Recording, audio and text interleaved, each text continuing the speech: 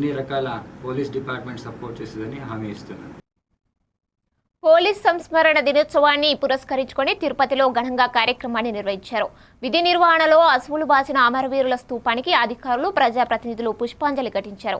ఈ కార్యక్రమంలో తిరుపతి జిల్లా కలెక్టర్ వెంకటేశ్వర్లు, టీటీడీ బోర్డు సభ్యులు Bhanuprakash Reddy, TUDA chairman dollars Diwakar Reddy, TDP నేత నరసింహ యాదవ్, జనసేన నాయకులు డాక్టర్ పసుపులేటి హరిప్రసాద్ తదితరులు హాజరయ్యారు. అమరవీరుల కుటుంబ సభ్యులు, జిల్లాలోని పోలీసు అధికారులు ఈ కార్యక్రమంలో పాల్గొని అమరులకు నివాళులర్పించారు. అనంతరం అధికారులు, ప్రజాప్రతినిధులు అమరవీరుల కుటుంబ సభ్యులను సత్కరించారు.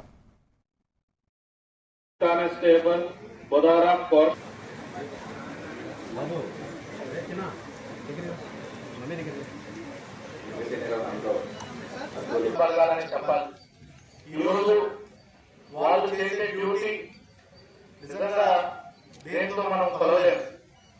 ఎప్పుడు కుటుంబాలకు దూరంగా ఉంటూ ఎల్లప్పుడూ ఒక పండుగ అనేది కాకుండా ఎన్ని ఎమర్జెన్సీ అని కాకుండా ఎప్పుడు కూడా వాళ్ళు ఎల్లవేళలు కంటికి రెప్పల మొత్తం సమాజాన్ని కూడా వాళ్ళు కాపాడుకుంటూ వస్తున్నారు. ఆ డ్యూటీలోనే చాలా మంది కూడా ప్రాణాలు కోల్పోయిన పరిస్థితి. గత ఏడాది చూసుకుంటే సుమారుగా 191 మంది వాళ్ళ ప్రాణాలను దేశ సేవలో ప్రాణాలు అర్పించడం జరిగింది. మన రాష్ట్రంలో 5 ప్రాణాలు అర్పించడం జరిగింది. ఇట్లా చూసుకుంటూ పోతే ఎంతో మంది చనిపోవడం, లేదా సీమాంధ్ర ఉగ్రవాదం అయితేనేమి, ఈనాటి అంతర్రాష్ట్ర ఉగ్రవాదం అయితేనేమి అనేక రకాలుగా మనం ఎదుర్కొన్నాం.